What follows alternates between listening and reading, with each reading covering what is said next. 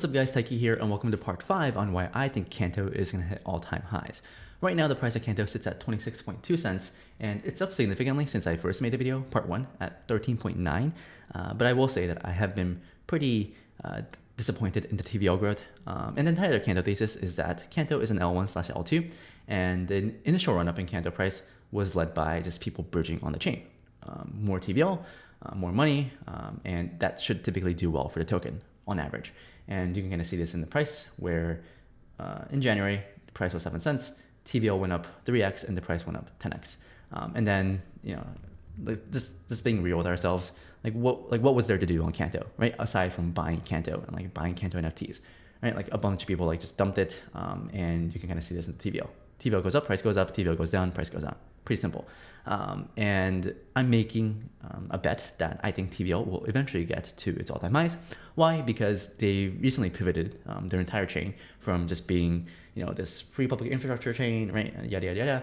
But now they're trying to be an RWA chain. And I'm extremely bullish real-world assets because I'm like a DeFi maxi and I look a lot into what's going to bring DeFi back from the depths of the bear market. And if we're being real with ourselves, the truth is DeFi products just aren't that good. Okay, like the ETH maxis and like the DeFi maxis, they might argue back, but in reality, like, is there really a reason? Like, is there a reason to deploy significant amounts of capital on chain when you can just buy T-bills off chain and earn 5.25? Right, this is a risk-free rate, and DeFi cannot compete with the risk-free rate. And I think that until DeFi onboards these tokenized treasuries, right, or onboards T-bills on chain via yield-bearing dollars, I think DeFi TVL is going to continue to suffer. And you can kind of see this reflected in Maker. So I've been bullish Maker, really bullish Maker since July, and the Maker price has, you know, outperformed recently. Or since July, it's up like roughly 40%. And like, why is this happening, right? Not because it's purely a narrative, but literally they own over $3 billion worth of T-bills, short-term T-bills, earning close to like 5%. And what do when these T-bills mature? Well, they're buying back their own token. So you can kind of see here, every 2 hours, they're buying back $20,000 of their own token. And this is all verifiable on chain. And you go to makerburn.com, click here. The estimate of annual profits is at 81 million, but the revenue itself is hitting all-time highs. And this is going to continue. Why? Well, they're buying more T-bills. Okay, like, it's pretty simple. I don't really think it's that complex. I think people get upset when I talk about tokenized treasuries because people just want crypto to be its own asset class. They don't want to onboard real world assets. They just like want to operate in its own system. But I think that until, you know, tokenized treasuries, right, grow, where, you know, because right now, if you hold USDC on chain, you're earning 0%, right? Coinbase, Circle, right? They take in your dollars, they give you USDC, but they take your dollars and they buy T-bills and they keep all the profits. I think, you know, it's a great business model, but as a user, like, we're getting screwed. But with DAI, you can stake DAI in the DSR and earn 5%. Okay, so tokenized treasuries, and then the argument is, you know, through DeFi money Legos, you can take this yield-bearing dollar, sDAI, right? The token is called sDAI, and then you can implement it into other DeFi applications to actually amplify that yield. And then the argument is, well, like, why would I stake DAI on chain for 5% when I can buy, you know, tokenized treasuries? Well, I also argue that, well, yes, maybe if you're a privileged American, and most of my viewers are American, of course, I own some T-bills, and yeah, as a privileged American, I can do that. But what if you're not in the US? What if you don't want a KYC?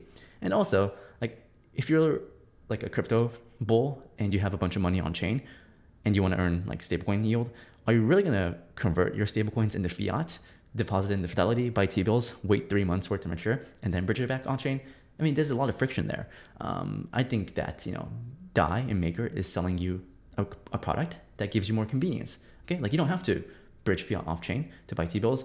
Yes, you might be earning 5% instead of like 5.2, 5.3%, but you can, you know, unstake your DAI anytime and buy anything you want, right? So it's more convenience, and Maker as a business is selling you that product, and that product is making a lot of money.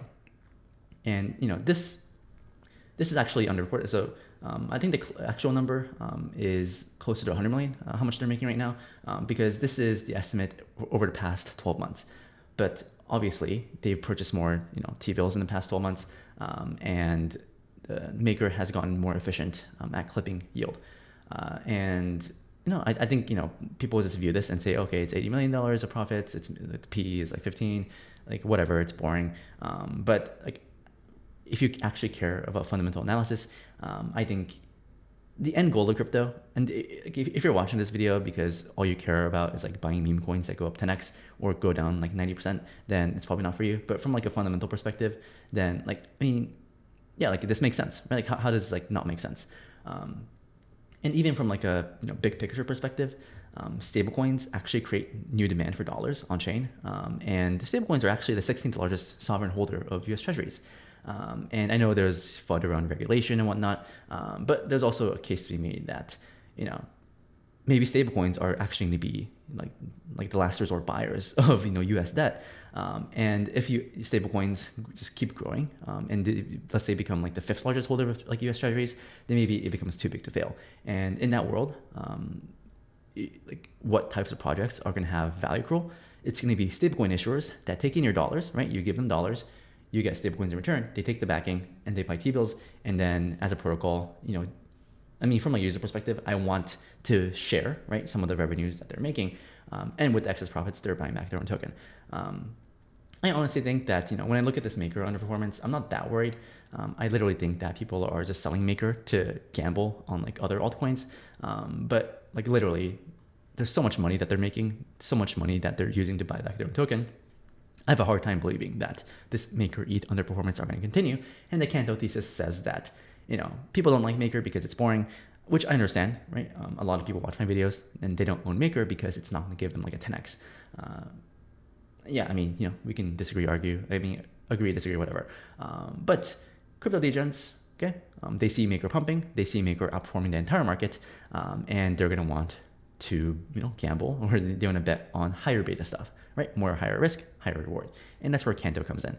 So Canto, with their RWA strategy, their stablecoin NOTE, right? So I'm only bullish stablecoin issuers, okay? Like there's a bunch of real world asset like projects, but I only care about, projects that issue their own stablecoin because, like they're money making machines.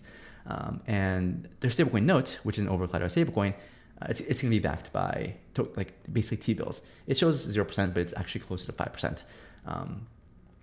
And you can go to the LP tab here, and you can also earn yield, just LPing, earning let's say over 10%. And I think the entire thesis is that I think this is gonna just suck in a bunch of liquidity. And my macro bet is that if you kind of just look at Canto, which is like $250 million market cap, which I think is pretty cheap, but you can all kind of see that USDC, the market cap has been bleeding. You kind of see this here, right? Like people are just like not like people don't care about USDC. But if you look at the DAI market cap, it's been growing. Why? Because in August, they started to pay DAI holders yield. It's pretty simple. Do you want to hold USDC that pays you 0? Or do you want to hold DAI, stake it, and earn 5%? Pretty simple, right? Like, do people want dollars? Like, do people want like yield on dollars? So I just think that, more USDC is going to be redeemed to buy DAI, to buy NOTE. And if that's the world, if that's like the multi-month thesis that I have, then like why can't Canto TVL hit all-time highs? And right now it's at 57 million, but this is underreported by 10 million because if you go here, the value of the RWAs is like roughly 10 million, but DeFi Llama isn't tracking that because, for example, like this account holds like $6.7 million worth of USYC, but the value is 0, so it's counting it as 0. So the actual number is closer to 67 million, which is still not that impressive, right? So like that's why I said I'm not that impressed with the TVL, but they did just launch like 10 days ago, so I'm not going to be that critical. And my bet is that at some point in the future, as this thing scales, as more money flows on the chain, it's going to hit over 200 million.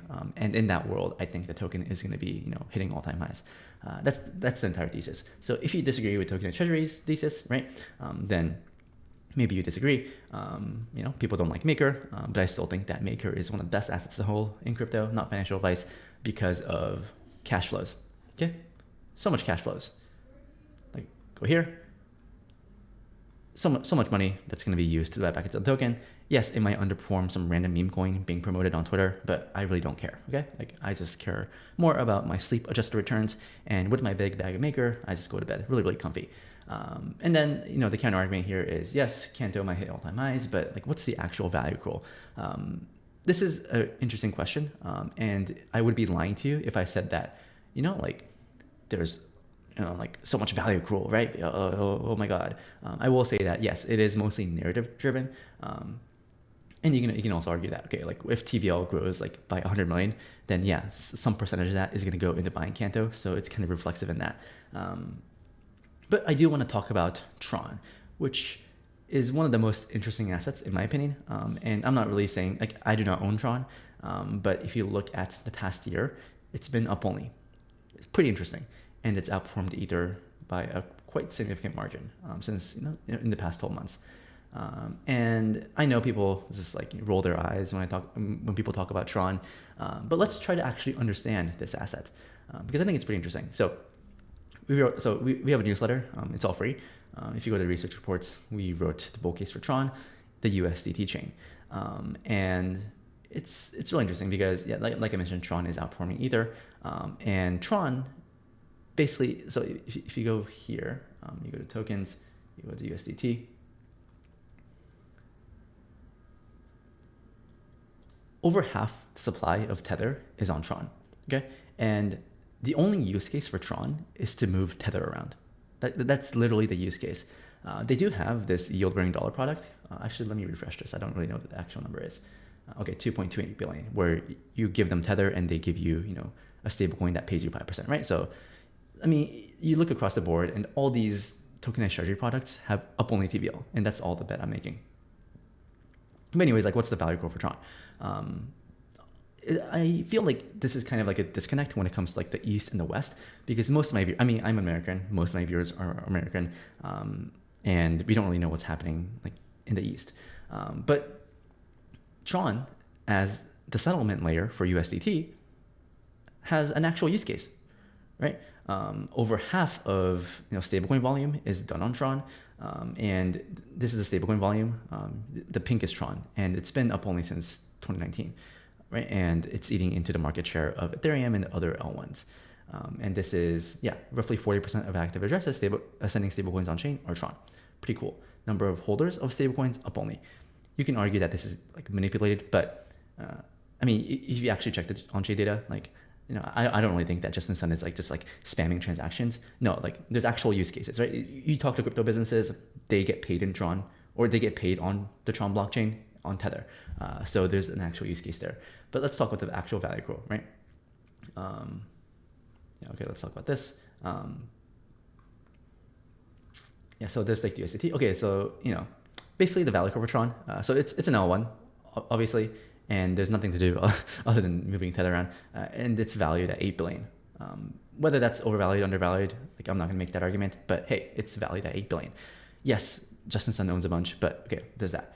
And if you actually look at the tokenomics, it's pretty interesting because a percentage of the transaction fees on Tron gets burned. Okay? It's kind of like EIP, it's kind of like Ether being burned, right? Whenever people transact. But as you can see, most of smart contract usage involves the Tron token. And you can go to tronscan.org and go to like data and then go to TRX supply. And in the past year, it's been deflationary by 3%. Okay, and this is like the supply of Tron, right? It's literally going down only. So from like a price perspective, if supply is deflationary, then price should go up, right? Like all things being equal. Like I said, I don't care to buy TRX. Okay, like I don't really know how much upside there is. I'm at the Justin Sun. Like I have no idea what he's gonna do.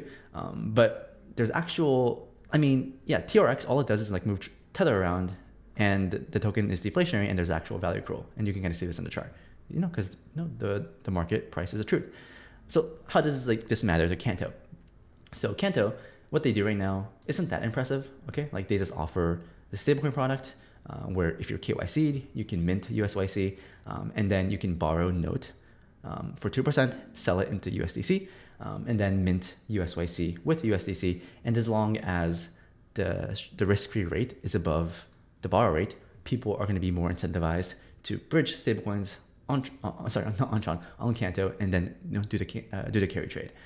I am gonna probably go through the KYC process because I think this is like a pretty no-brainer move. Sometime in the future, where if I take profits on whatever, and if I want to farm stablecoins, I'd rather earn 10% on Canto than, or like on Canto, like using like treasuries over like some random 10% farm on ZK Sync, right? Where I'm gonna get rugged.